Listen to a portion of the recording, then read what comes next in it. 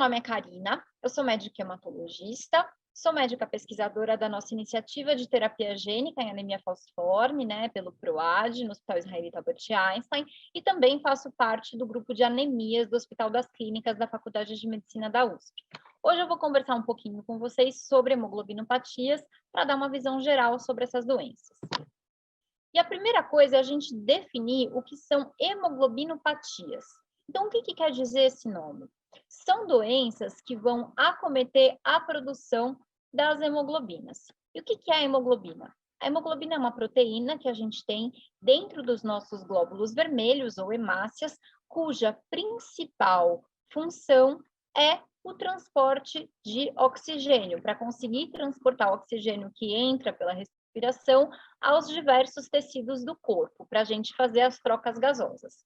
Então, aqui, a gente tem um desenho aqui mostrando para a gente como que é a estrutura da hemoglobina. Então, eu só queria comentar aqui que a hemoglobina é uma proteína composta aí por 4 cadeias, tá? Que a gente vai chamar de alfa-globina, beta-globina, gama-globina. O fato é que ela é composta por 4 cadeias, tá? E pelos átomos de ferro aqui também.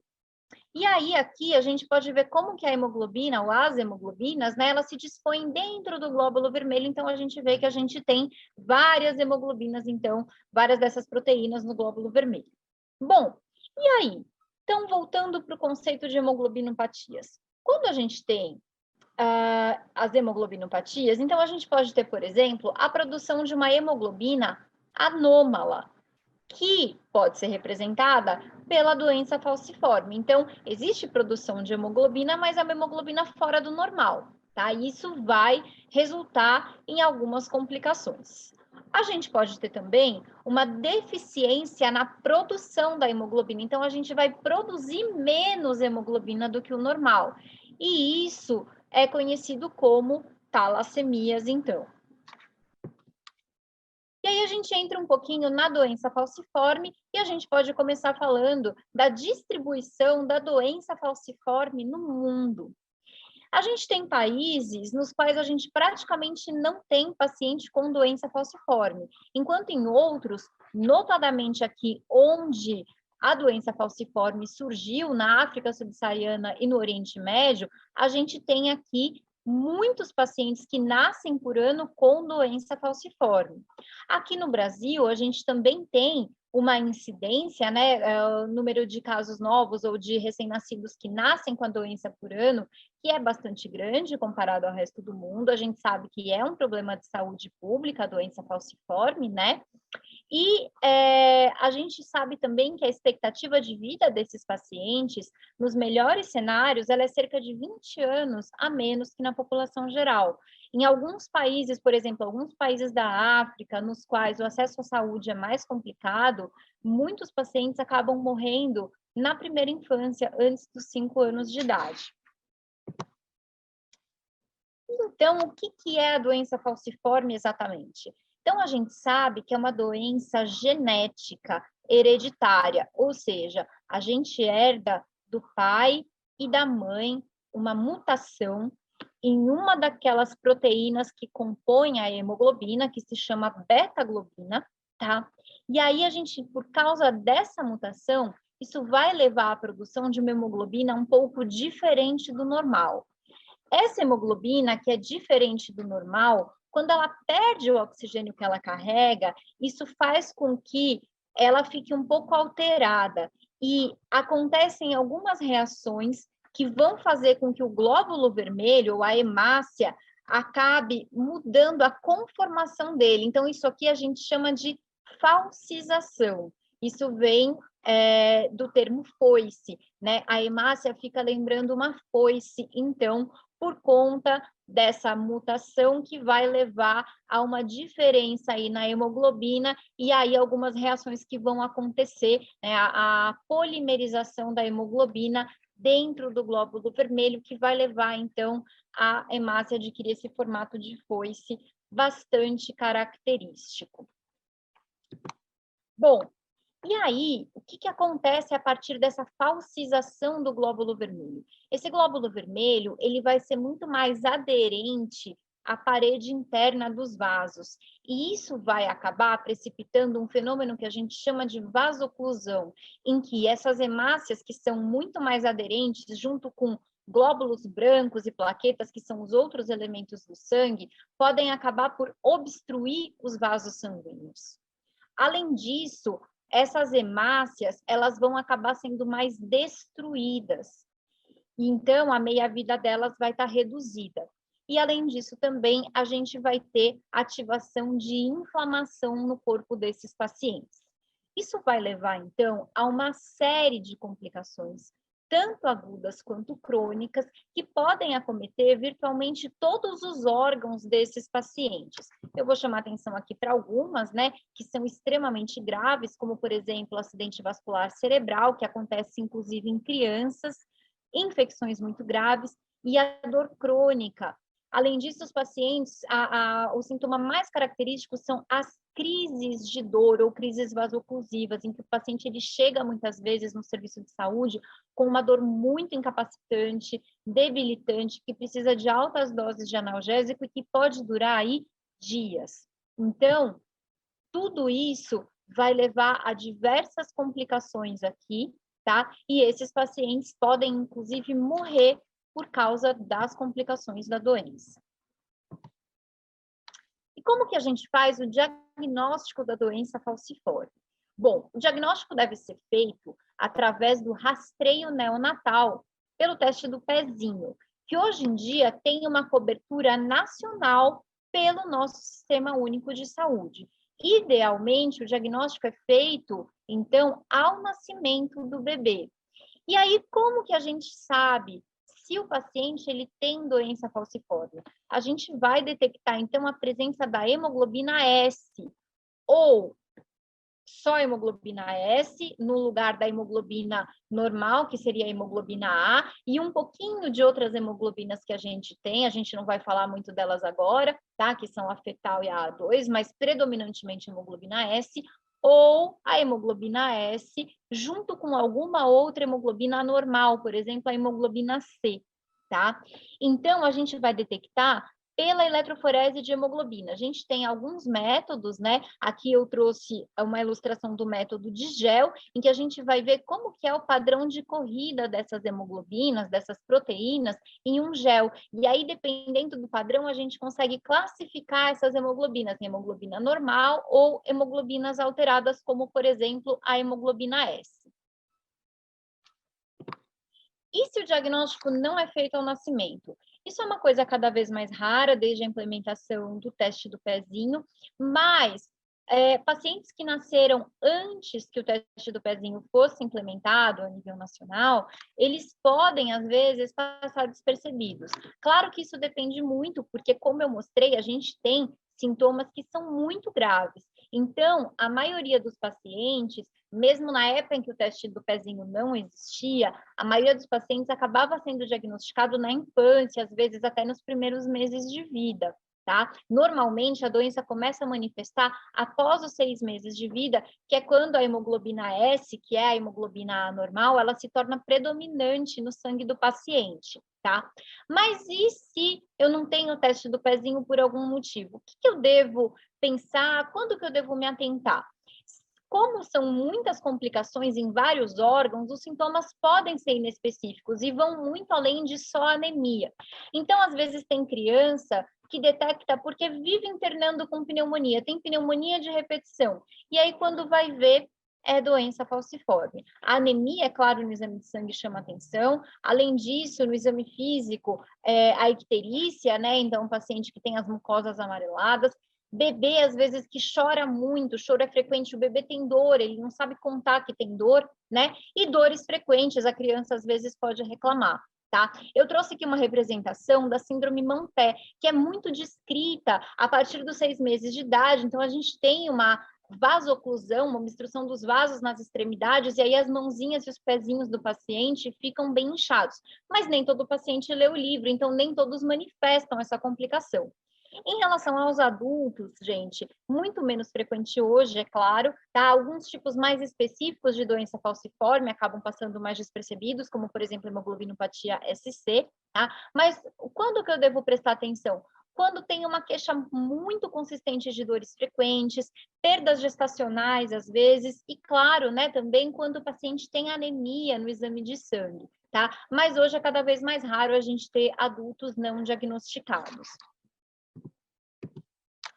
E no que se baseia o tratamento da doença falciforme? Bom, a gente tem alguns medicamentos, e entre eles o mais importante é a hidroxiureia, que é um medicamento que é largamente utilizado. A gente tem alguns medicamentos novos aí também, alguns em estudo.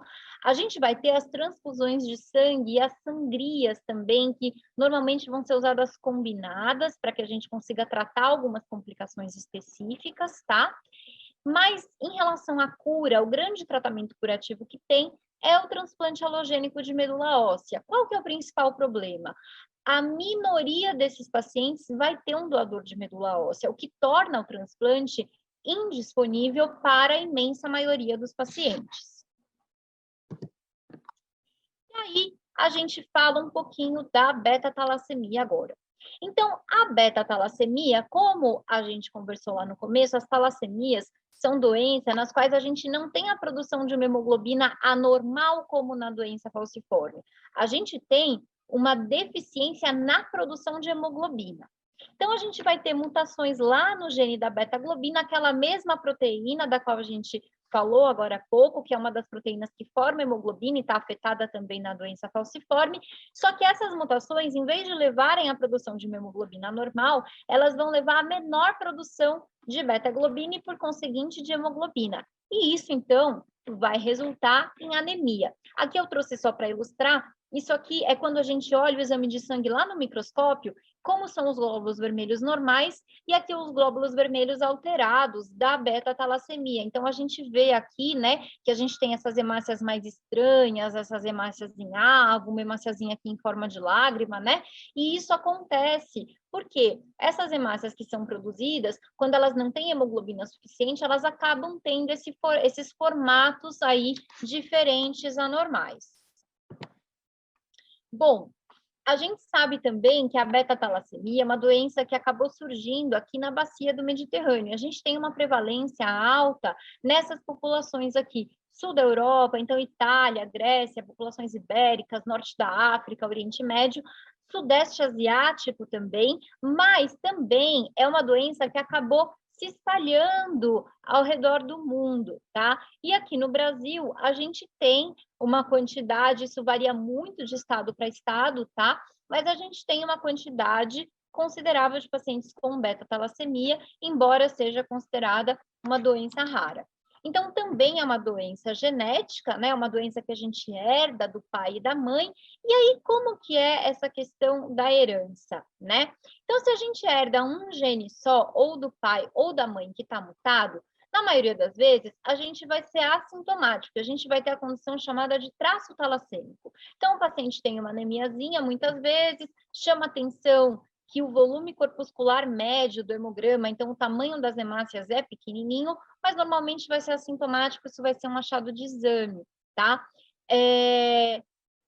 Aí a gente tem as talassemias não dependentes de transfusão, nas quais o paciente tem uma anemia mais pronunciada, mas não requer transfusão o tempo todo. E, por fim, as dependentes de transfusão, que são beta-talassemias, nas quais o paciente tem uma necessidade transfusional muito alta, desde muito pequenininho. E se ele não transfunde, essa transfusão é para o resto da vida, ele vai acabar tendo complicações e pode, inclusive, morrer por causa da doença. E como que a gente faz o diagnóstico? Então, de novo, as hemoglobinopatias são doenças que já são contempladas pelo teste do pezinho. Então, o diagnóstico idealmente é feito através do rastreio neonatal, tá? E aí a gente vai ter um hemograma compatível mostrando anemia, mostrando esse tamanho pequeno das hemácias, né, dos glóbulos vermelhos, e a gente vai ter esse exame de novo de eletroforese de hemoglobina, então o que ele mostra para a gente, né, o padrão de como essas hemoglobinas correm lá no aparelho com o gel, compatível também, tá? E se a gente pensa, mas se não fez o teste do pezinho por algum motivo, como que eu vou desconfiar? Um bebê que vive muito cansado, não dá conta de brincar, tem infecções de repetição, tem déficit de crescimento, déficit de ganho de peso, tudo isso pode chamar atenção, além, é claro, da anemia no exame de sangue, tá? Hoje é cada vez mais raro a gente ver esse tipo de manifestação, mas os pacientes, antigamente, que não eram tratados, não eram submetidos à transfusão logo no começo da vida, eles acabavam ficando com essa face típica, que é a face de esquilo, tá? Por quê? Porque os ossos, eles acabam sofrendo um remodelamento para tentar compensar essa anemia que o paciente apresenta e que é muito grave. E o tratamento? Basicamente, o que a gente tem é transfusões, a gente tem algumas drogas novas também, mas ainda não muito disponíveis, e, de novo, o transplante de medula óssea, mas a gente esbarra da mesma forma na falta de doador, além da questão, que também vale para a doença falciforme, de que nós temos algumas complicações que são inerentes ao fato de a gente usar a medula óssea de outra pessoa para poder curar a doença. Então, por exemplo, a rejeição, a doença do enxerto contra-hospedeiro, que é uma doença na qual as células do doador elas podem atacar as células do receptor. Então, tudo isso acaba limitando um pouco o uso do transplante alogênico, ou seja, de uma pessoa para outra, de medula óssea. E aí, então, o que acontece? Por que a terapia gênica é tão importante nesse contexto? A gente está falando de doenças graves, extremamente debilitantes, né? Para as quais a gente tem poucas opções de cura, basicamente só o transplante, falta de doadores, e a gente tem também a questão de que não há tantas drogas para essas doenças. A gente tem visto aí nos últimos anos um desenvolvimento interessante de novas drogas, mas ainda isso não é muito disponível. Isso nos leva, então, à necessidade de novas terapias curativas para essas doenças. Como que é feita a terapia gênica, então, nesse contexto das hemoglobinopatias? Bom, a gente vai fazer o que a gente chama de mobilização das células-tronco do próprio paciente para o sangue dele. Então, a gente vai usar alguns medicamentos para que essas células-tronco elas saiam lá da medula óssea, que é a fábrica do sangue, e venham para o sangue periférico do paciente, que a gente chama. O sangue periférico é o sangue que está circulando na gente, tá? Aí, a gente coloca o paciente conectado a uma máquina, tá? E aí, a gente vai conseguir, então, coletar essas células do sangue do paciente. Isso é um procedimento que não causa dor, praticamente não causa desconforto nenhum para o paciente, e a gente consegue, o sangue do paciente vai passando nessa máquina e a gente vai retendo só as células de interesse, que são as células-tronco. Aí a gente leva essas células para o laboratório e faz, então, a correção do defeito genético. A gente vai falar depois um pouquinho de que forma isso pode ser feito. Esse produto passa por alguns testes, né, de controle de qualidade, é claro, porque isso vai voltar para o paciente, e aí a gente prepara o paciente depois e reinfunde essas células, então, no paciente. Essas células vão lá para a medula óssea e vão enxertar na medula óssea e vão passar a fabricar sangue com uma hemoglobina normal, enfim, que vão conseguir, essas células vão conseguir deixar o paciente bem melhor do ponto de vista de anemia e de manifestações clínicas da doença dele. Isso é válido tanto para a doença falciforme quanto para a beta-talassemia. E de que formas, então, a gente pode fazer essa tal terapia gênica? O que a gente pode fazer para corrigir o defeito? Então, são várias as estratégias que a gente pode utilizar. Uma delas, por exemplo, é a gente corrigir diretamente o defeito genético. Então, para a doença falciforme, por exemplo, a gente tem uma mutação que é causadora da doença. Então, a gente pode corrigir diretamente essa mutação. Falando assim, parece fácil, mas não é tão simples, tá? Mas a gente pode ir lá, por exemplo, cortar aquela partezinha do DNA que tem a letrinha errada e corrigir essa mutação e deixar o paciente com a letrinha, entre aspas, certa, que é a letrinha que vai codificar a produção de uma hemoglobina normal. A gente também pode adicionar lá no DNA do paciente um gene saudável, um gene normal, que vai ser capaz, por exemplo, de produzir hemoglobina normal. Outra coisa que a gente pode fazer é silenciar um gene. Então, falar, ó, gene, aqui você não vai mais se expressar, você não vai mais produzir nada aqui, não vai produzir sua proteína, e com isso a gente pode modular a produção aí de algumas hemoglobinas, algumas proteínas. E a gente pode aumentar a produção de outras hemoglobinas, por exemplo, hemoglobina fetal, que é uma hemoglobina que a gente tem em grande quantidade quando a gente é feto, né, na nossa vida intrauterina, lá na barriga da mãe, e que ela pode ser muito interessante aí tanto para a doença falciforme quanto para a beta-talassemia. Bom, aí eu vou dar um exemplo de terapia gênica na doença falciforme. Então, gente, eu sei que são muitos gráficos, né? Mas só para a gente saber aqui o que está querendo dizer. Então, essa é uma estratégia de terapia gênica para doença falciforme que visa aumentar, como eu falei, a hemoglobina fetal. Então, a hemoglobina fetal todo mundo produz durante a vida intrauterina e quando a gente nasce, gradativamente, a gente vai deixando de produzir. Isso é um processo finamente regulado pelo nosso organismo. Só que a gente tem meios para poder voltar a fazer essa produção acontecer. E isso a gente consegue fazer através da terapia gênica. Então, foi o que eles tentaram fazer aqui, tá? Com esses 7 pacientes com doença falciforme que foram submetidos a essa terapia gênica. E aqui nesse gráfico, a hemoglobina fetal, ela é representada pela partezinha azul aqui. Então, aqui é o total das hemoglobinas e aqui o azulzinho é hemoglobina fetal. Então, só para comparar que antes o paciente praticamente não tem hemoglobina fetal, isso é o normal, e depois que ele é submetido à terapia gênica, então a gente tem aqui essa linha tracejada que marca o pós-terapia gênica, a gente vê um aumento importante, então, da produção dessa hemoglobina nesses pacientes. Tá? Aqui a gente vê que praticamente todas as células do sangue são capazes, têm essa hemoglobina fetal, e aqui o mais interessante é o resultado clínico. Então, o paciente, aqui é quando ele está livre de complicação dessa doença. Então, a gente vê que todos os pacientes, até o tempo de segmento, né, de meses aí, que foi feito para que quando esse estudo foi publicado, nenhum deles tinha tido nenhuma complicação da doença falciforme a partir do momento em que o paciente foi submetido à terapia gênica. Então, isso é um resultado muito interessante.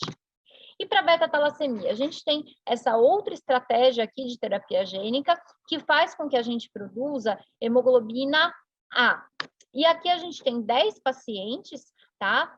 Tanto adultos quanto pediátricos, e o que a gente vê aqui que é muito interessante, principalmente os pacientes pediátricos, pós-terapia gênica, essa linha preta que mostra a necessidade transfusional deles, né? Antes da terapia gênica, a gente vê que para todos os pacientes diminuiu a necessidade de transfusão e algumas crianças aqui simplesmente pararam de ter que precisar de transfusão depois da terapia gênica. Aqui a gente vê, então, esses pacientes, eles não produzem hemoglobina A, que é a hemoglobina que a gente tem em maior quantidade no corpo normalmente, mas depois da terapia gênica, que a gente vê em branco, né? Então, a gente vê que ao longo dos meses, os pacientes aqui, eles têm uma produção dessa hemoglobina, que é a hemoglobina A, né? E a gente consegue perceber aqui que corresponde à maioria do que é a hemoglobina desses pacientes. E aqui a gente vê a melhora, então, das células da série vermelha, né? As células que vão dar origem aos glóbulos vermelhos da circulação lá na medula óssea dos pacientes.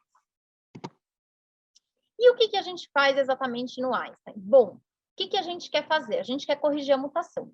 Então, a gente quer pegar essa mutação da doença falciforme, então, uma estratégia para a doença falciforme, e a gente quer corrigir, a gente quer tirar a letrinha errada lá, que é o T, e voltar para o A, que é a letrinha certa. E o que a gente pode ver aqui dos nossos resultados? Então, a gente consegue, aqui, né, esse grupinho preto, que é o grupinho que sofreu exatamente a correção que a gente queria, a gente tem um sucesso dessa correção em cerca de 40% das cópias do gene afetado pela mutação da doença falciforme. É como se a gente conseguisse reverter ele para o que é o normal. Então, a gente consegue tirar a letrinha T e colocar a letrinha A aqui em cerca de 40% das cópias desse gene, o que é um resultado muito interessante. E aqui, só para ilustrar para vocês também, a gente consegue, por um método de eletroforese, ver produção de hemoglobina saudável. Então, o que a gente vê aqui? esse grupinho aqui é o grupinho de maior interesse, que é o grupinho que teve as células corrigidas. E, normalmente, eles iriam expressar, como os outros grupos, a hemoglobina S, que é essa aqui que está nesse padrão aqui de quadriculado de vermelho e branco. Mas quando a gente corrige as células, vejam só, a gente tem a produção da hemoglobina A, que é a hemoglobina saudável, que é essa que está inteiramente em vermelho. Então, a gente faz uma célula que era assim, ficar com a produção de hemoglobina desse jeito aqui. Então, isso são os resultados bem interessantes que a gente tem com o nosso projeto, então, de terapia gênica em doença falciforme. Queria agradecer a atenção de vocês. Aqui está meu e-mail, caso vocês tenham perguntas, e eu estou disponível para responder. Muito obrigada.